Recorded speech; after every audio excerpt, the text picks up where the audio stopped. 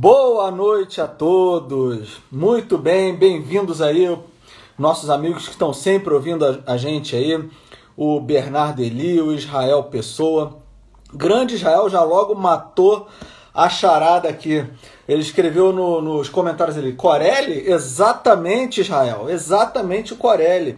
O quarto movimento lá, né, se a gente pode chamar assim de quarto movimento, do concerto feito para a noite de Natal do Corelli. Queria dar boa noite também para o Felipe Cochin, que está aí, chegou, abração. Comecei aí com um concerto de Corelli hoje, concerto feito para a noite de Natal, um concerto muito bonito que eu recomendaria a todos que depois vão ouvir isso aí no futuro, que possam ouvir, até porque o tema hoje da nossa live, a nossa live hoje é a live de Natal, a live mais curta, né? Fazer uma live curtinha, uma meditaçãozinha de Natal aí, muito importante, pelo seguinte, amanhã, né, hoje é dia 23 de novembro, né, de 2020, esse ano aí, um ano muito atribulado, comércio fechando, tudo fechando, enfim. E eu não poderia deixar de começar hoje aqui na nossa live de Natal com uma música de Natal, de fato. Na verdade, assim, a música de Natal que eu acho que é mais bonita que eu já ouvi na minha vida. E essa execução é uma execução na qual eu fiz parte dela, né? Uma peça feita pelo grupo de música antiga da Universidade Católica de Petrópolis, o Anime Core.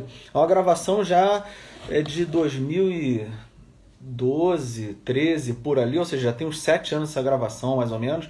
Talvez o Felipe Cochin deva ter participado também dessa gravação, já não lembro, Cochin, mas talvez você deva ter participado.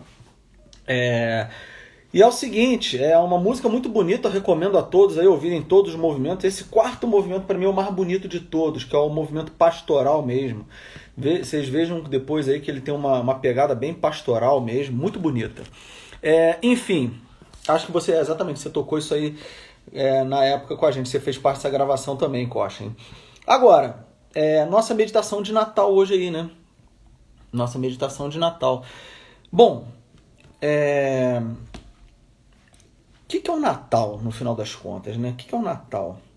Primeiro de tudo, se nós tivéssemos que fazer uma reflexão aqui, existe uma coisa chamada pedagogia divina. Hoje eu vou tentar falar um pouco mais de coisas relacionadas não só à filosofia, que é o nosso tema central aqui, mas algumas coisas relacionadas à teologia, inclusive que toca a religião cristã, né? O cristianismo e as religiões em geral. Até porque vamos fazer um apanhado aqui bem do início aqui para a gente entender. O que é religião, né? A palavra religião, ela tem várias origens, assim, na língua portuguesa. Na verdade, quer dizer, ela tem uma origem, que é o latim, mas existem 3 palavras possíveis para a palavra religião, como origem no latim mesmo. A mais famosa delas é religare. Tem religere e a outra é religere e relegere, né? Mas o que é religião, que é o religare, a mais tradicional, a mais conhecida de todas? Porque a função da religião é religar. Religar o quê? Vamos lá, se você pegar, por exemplo, sei lá, o Mircea Eliade, né, que é um dos principais teóricos da religião, estudiosos da religião, o Rudolf Otto também, no início do século passado, esses sujeitos vão pesquisar religião para tudo quanto é lugar do mundo. E o Mircea Eliade vai perceber o seguinte, que as religiões em geral, elas têm algo em comum, que é o seguinte, aquilo que era normalmente, toda religião ela tem um mito fundador, um mito fundacional dela. Então elas pegam e falam o seguinte, lá no início do tempo, né, aquilo que é o ser humano andava unido com o sagrado. A partir de agora eu vou chamar esse sagrado de Deus, tá? Andava unido com o sagrado. Então essas duas coisas eram juntas. E por alguma razão as religiões falam que essas duas instâncias se separaram. Aquilo que era o sagrado se separa daquilo que é o ordinário ali, aquilo que é o homem, né? No caso, aquilo houve uma separação. Bom, dito isso, você imagina o seguinte, o que acontece no cristianismo, né? E as outras religiões também. Vamos lá, o cristianismo ele surge dentro do judaísmo. O que o judaísmo faz, em geral? Bom, e esses teóricos mostram, né? Que as religiões em geral, para aplacar a fúria de Deus, estou fazendo um reducionismo muito grande aqui, tá? Mas em geral é assim, para aplacar a fúria de Deus, O que as religiões fazem? O que o ser humano faz? Então, o homem, na verdade, acontece essa desobediência, e para aplacar essa fúria, para, na verdade, resolver alguma desordem que está acontecendo ali naquele momento, o que acontece? O homem ele faz um sacrifício. O que é sacrifício? A palavra sacrifício ela tem origem aí em sacre. Esse sacre vem de sacer. Sacer é algo seccionado, que dá origem à palavra sacerdote, né? Sacrifício mesmo. E ofício, né? Vem de officium, que é um ofício, um trabalho. Então, o que é sacrifício? Sacrifício é um trabalho voltado para o sagrado, né? Então, você faz algo voltado para o sagrado, para tentar, vamos dizer assim, se unir novamente ao sagrado. Aquilo que era ligado originalmente, aquilo se desliga. E o que agora você faz? Você tenta fazer um trabalho voltado para o sagrado para religar. Isso é religião, é você religar aquilo que estava ligado um dia. Não é à toa que, em geral, as pessoas falam, as religiões hindus, aquela coisa toda. Bom, em princípio, as religiões hindus, eles falam que tudo é Deus. Se tudo é Deus, não houve desligamento. Se não houve desligamento, você não tem o que religar. Se não tem o que religar, não é religião. Aquilo não é religião no sentido que nós entendemos a palavra religião como religar, né? Essa reflexão é muito importante. Outra coisa, muita gente fala assim, eu lembro naquele ano, só para vocês entenderem o que eu quero dizer, naquele ano que saiu aquele filme Avatar, daqueles personagens azuis lá, o pessoal fala, lá naquele planeta lá Pandora, se eu não me engano o nome do planeta, lá eles têm uma espécie de religião, onde eles não perderam a harmonia com a natureza. Peraí, se eles não perderam a harmonia, porque não desligou? Se não desligou, não tem o que religar. Se não tem o que religar, não é religião. Então não faz sentido falar em religião no planeta Pandora, tá? Então essa é a primeira coisa. Então veja bem, as religiões em geral, então elas tentam religar isso que foi separado. Só que veja bem, qualquer ofensa que você faça a esse ser que é absolutamente perfeito, essa ofensa é absoluta, né? Ou seja, a reparação que você tem que fazer é absoluta. Tem que ser uma reparação, um sacrifício, um trabalho voltado para o sagrado, um trabalho absolutamente perfeito, para reparar a ofensa que esse ser sofreu. O que nós temos, por exemplo, então, no judaísmo? Só para a gente entender. O judaísmo mostra, o cristianismo surge de dentro do judaísmo. O judaísmo mostra que Deus, num determinado momento, né, aconteceu lá o quê? Deus criou todas as coisas e criou o homem e houve uma desobediência do homem para com Deus. O homem desobedeceu Deus, né? Muita gente fala, comeu a maçã. Não é maçã. A Bíblia fala que comeu do fruto da árvore do conhecimento do bem e do mal. Mas por que as pessoas falam em maçã? Só a título de curiosidade. As pessoas falam que é maçã porque a maçã, a palavra maçã, e a palavra mal, né, em latim, por exemplo, lá no final do Pai Nosso em latim, você tem lá, sed libera nos a malo, né, malos, mas livrai-nos do mal. Mas livrai-nos do mal, né? Sed libera-nos a malo. Essa palavra malo, né?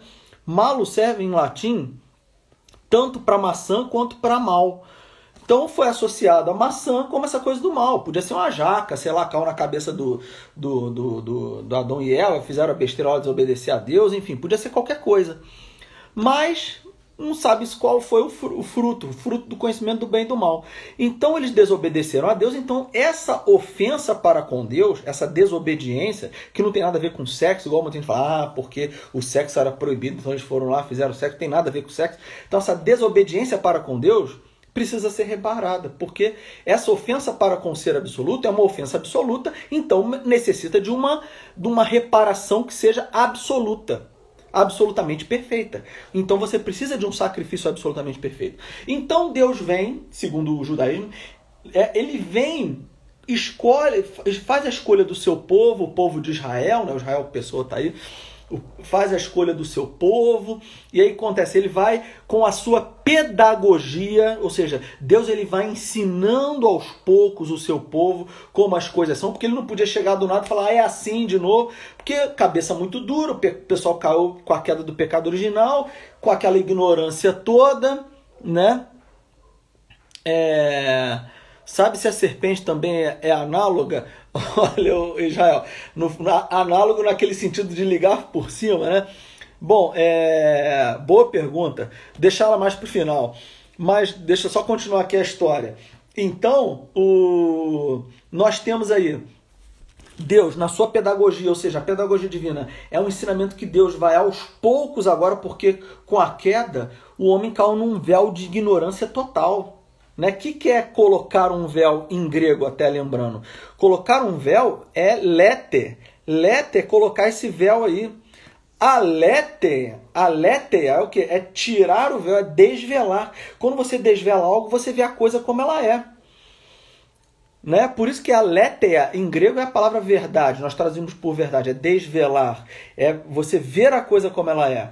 Então Deus não podia simplesmente chegar e desvelar tudo ali, porque o homem estava num véu de ignorância muito grande. Então a pedagogia divina ela vai agora o quê? Se colocando aos poucos no decorrer da humanidade, para que Deus possa se mostrar plenamente à humanidade. E como é que ele faz isso? Aí você entende o verdadeiro significado do sacrifício da cruz.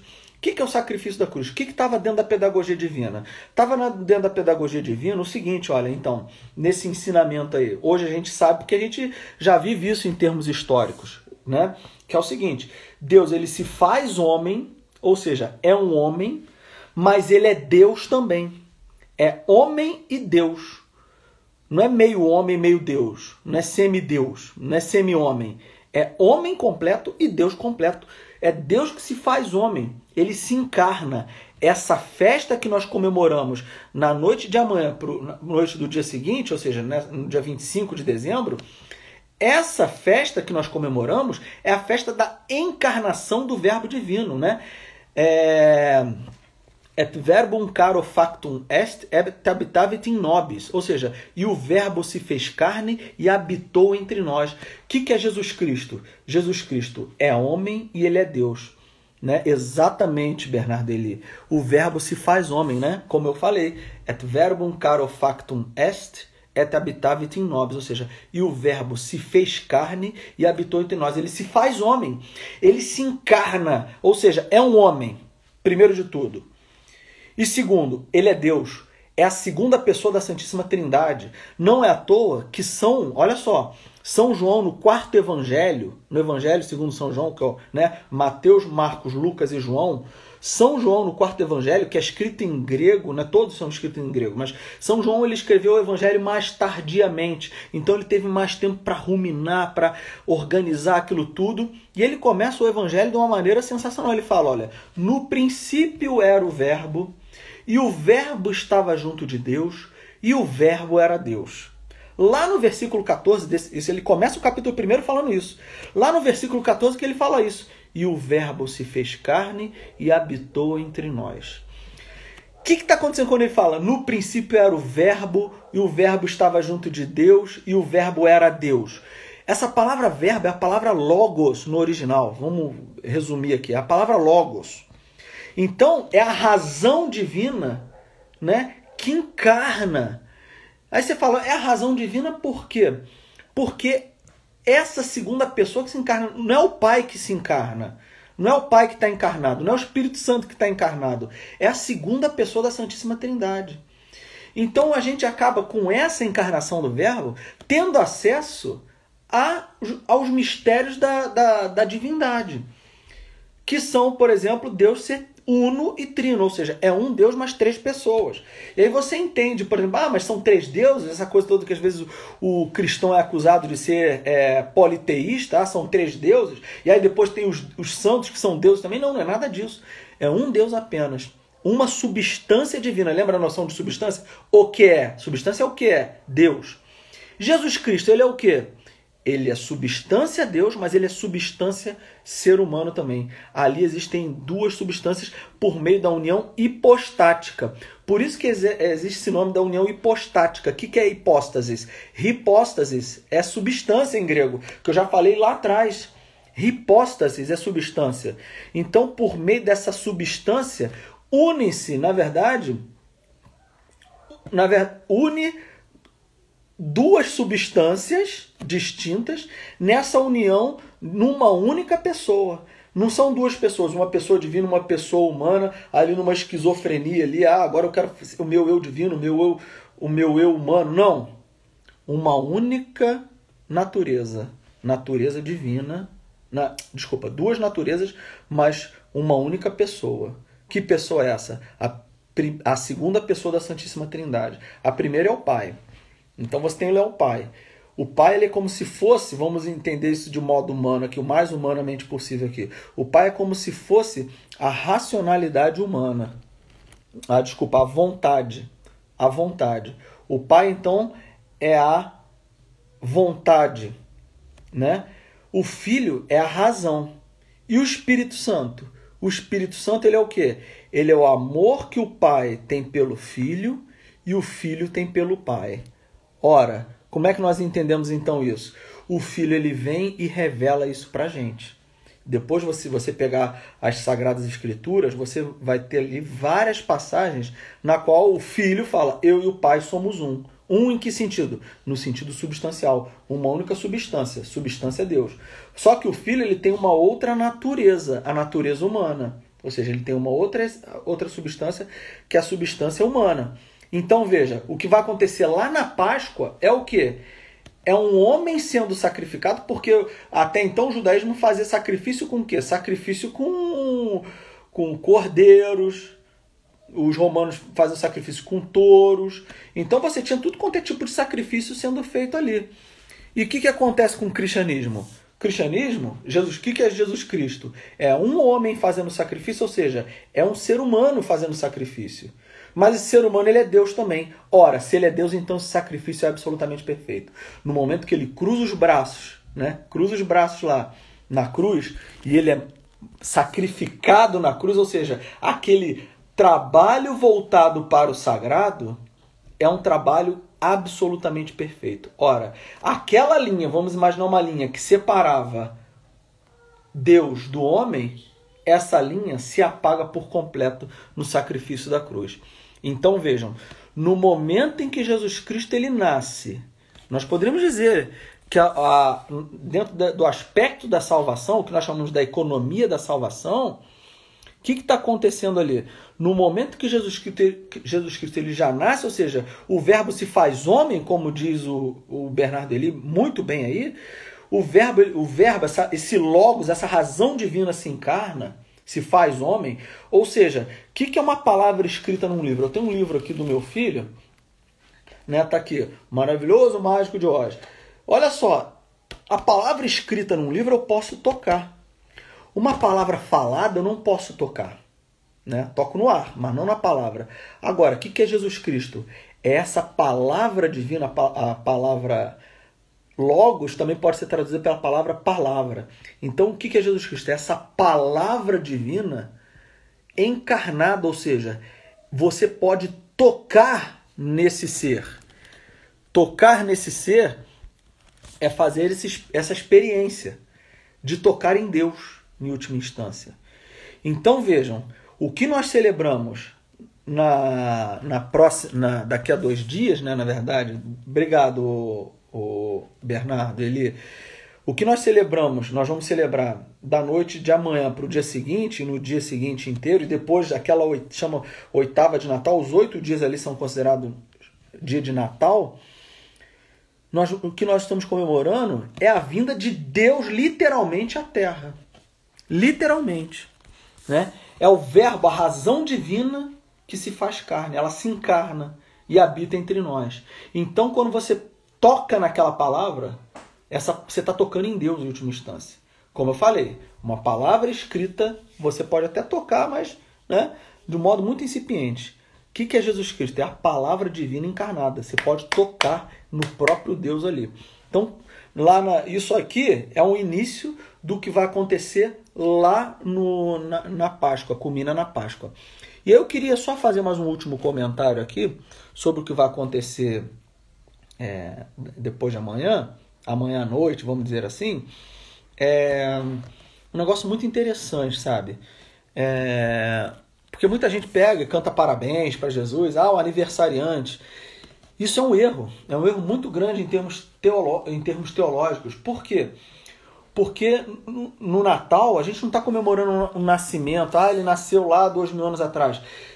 Isso é uma falta de compreensão do que é a liturgia dentro da igreja como um todo. Porque cada liturgia, quando a igreja realiza uma liturgia, aquela liturgia ela é fazer presente, é um memorial.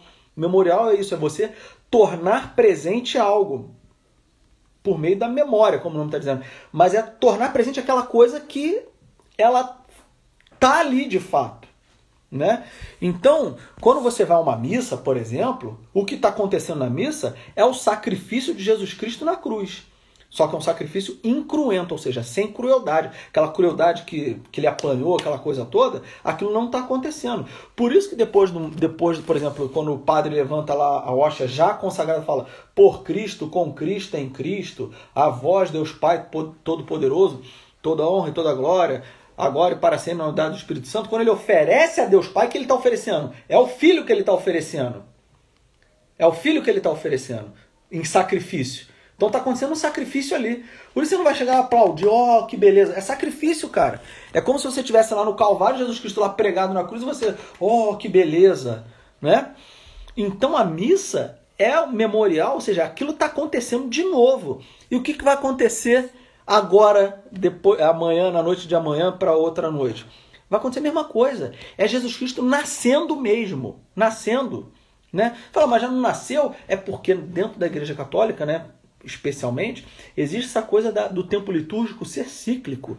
Isso é uma herança, inclusive, antiga de outros povos, de entender que existe esse caráter cíclico do tempo. É claro que em termos de história existe um início com a criação das coisas e um fim com o juízo final. Mas dentro desse início e desse fim, existe o quê? Existe um caráter cíclico do tempo, onde o sacrifício de Cristo ele se repete na missa e o nascimento de Jesus Cristo ele acontece na noite de Natal. Não é um símbolo, não é uma, vamos dizer assim, uma lembrança, não é para cantar parabéns, é o quê? Ele nasce de fato. Ele está nascendo de fato. E mais importante, a gente pensar o seguinte, olha, nesse nascimento, ele está nascendo para que a gente possa, na verdade, ter esperança. Ou seja, o Natal é um tempo de muita esperança, né? De muita esperança para que nós possamos ter um encontro com esse menino Deus. Ou seja, se Deus de fato ele se esvazia, existe uma palavra grega para isso, que é kenosis, né? Que é o esvaziamento. Ele se esvazia de tudo aquilo que ele é, de modo absolutamente perfeito, e se faz homem. Quem sou eu para não me esvaziar o quê? Das minhas vaidades, do meu egoísmo, das minhas faltas. Então, vejam, o tempo de Natal, todo mundo aqui deve lembrar, né? Não sei se vocês lembram, mas eu tenho muito boas lembranças de tempo de Natal de infância. São momentos ali que a família se reúne, as pessoas se perdoam, se encontram, se abraçam. É para isso que a gente vive o Natal, né? Em última instância. É para a gente ter um encontro com o nosso irmão, aquela pessoa que está do nosso lado aí, né? É aquela pessoa que às vezes a gente tem dificuldade de estar com ela, mas a gente está lá se esforçando para viver a caridade. Porque caridade sem doação não é caridade, né? Então, assim, nesse sentido, é muito importante a gente entender, né? Se Deus ele se faz um menino, e aí por isso que é muito importante. Aí eu conclamo a todos, de repente olhar um presépio, você fala, você não vai estar adorando aquela imagem do presépio. Não é isso que eu estou falando, né? Parabéns, Quashin. Legal, muito legal. Eu tenho uma madrinha de batismo que também nasceu dia 25 de dezembro. Muito legal isso. E assim, no fundo, a gente pensa nessa coisa do nascimento do menino Jesus, é para isso, cara. Se Deus ele se fez, né? Se fez um menino frágil. Então, quando a gente está diante ali de um presépio, cara, façam essa experiência. Se coloquem na frente de um presépio, admirem o presépio, fiquem imaginando ali, se coloca na cena, sabe? Se coloca na cena e fala assim, bom, e se eu tivesse aqui há 2000 anos atrás, porque agora você está, Jesus está nascendo, né? Ali está nascendo, não ali naquele presépio ali, mas está nascendo mesmo de fato no tempo. Se coloca ali. E se eu tivesse lá? Se eu tivesse, eu tô aqui, né? Eu tô aqui, não é que você tivesse. Eu tô aqui. Jesus está nascendo. E aí, o que eu posso fazer pelas pessoas? O que eu posso fazer por ele? Por ele, principalmente agora. O que eu posso fazer por ele? É isso então, pessoal. Obrigado a todos aí pela presença. Muito obrigado. Exatamente, o Cochin. E nesse Natal aí, principalmente em função das dificuldades que a humanidade viveu, cara. Né? Nada melhor, perfeito, você terminou com chave de ouro. Nada melhor do que essa esperança. É só Cristo mesmo. Cristo nascido, né? Nascido que pode nos ajudar aí a superar todas as dificuldades. Essa é a esperança que a gente tem. Essa é a verdadeira esperança. Fora isso é o otimismo. O otimismo é muito bom? Bacana. Mas a verdadeira esperança está nisso daí. Na gente fazer o que Deus quer, adorando o menino na manjedoura. Aliás, manjedoura, né? O verbo manger em francês é comer, ou seja, a carne de Cristo é para ser comida, né? E infelizmente na cidade de Petrópolis aqui os templos religiosos foram fechados, né? Queria desejar a todos aí Feliz Natal Israel, muito obrigado. Cara, Feliz Natal Cochin, Bernardo e Eli, que sempre nos acompanham aí. Vocês três, principalmente, formam um grande time nosso aí de acompanhantes. Muito obrigado pela presença de vocês. Obrigado a todos que vão ouvir isso aqui depois. Espero que a reflexão de Natal, essa meditação de Natal aqui curta, possa ter ajudado vocês aí. Tudo de bom para vocês. Não sabemos se vamos ter live semana que vem, tá? Talvez a gente faça uma pausa na semana que vem, mas espero que vocês estejam bem aí. Feliz Natal a todos aí, tá? Bernardo Eli, Cochin, Israel. Vocês já até se conhecem aí de estarem acompanhando as lives aí. Tudo de bom para vocês. Que de fato o menino Deus nasça nos corações de vocês, nos meus também, da minha família e de todos os de vocês aí.